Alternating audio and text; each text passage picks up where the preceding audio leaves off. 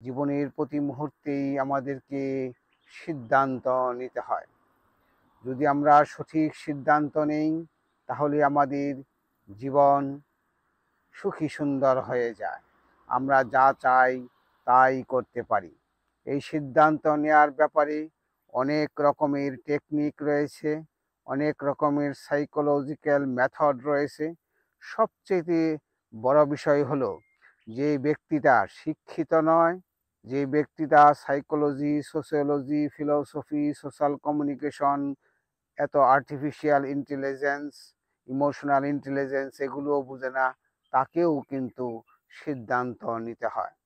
যে ব্যক্তিরা সঠিক সিদ্ধান্ত নিবে না তার পথ চলা কিন্তু সঠিক হয় না। পথ চলা যদি সঠিক না হয় তাহলে কিন্তু আমাদের যোগ্যতা, আমাদের কর্ম করার পরেও কিন্তু আমরা অনেক সময় সফলতা পাই না। যাই হোক, সিদ্ধান্ত নেওয়ার ব্যাপারে প্রথম ও প্রধান টেকনিকটা কি? আমি অন্যের বেলায় কি ঘটে আমি জানি না।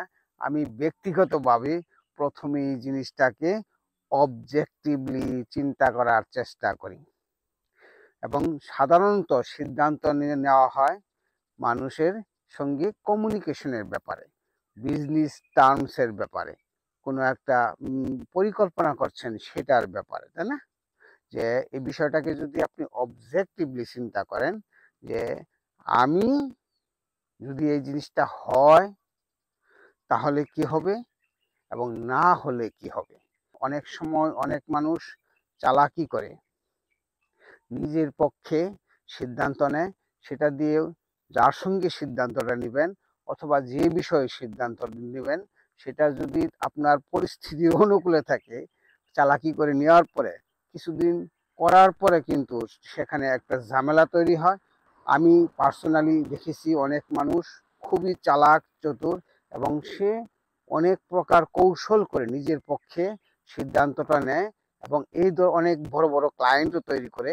কিন্তু তার সঙ্গে কাজ করার পর এক ব্যক্তি যখন একবার কাজ করে আর জীবনে কখনো তার কাছে আসে না।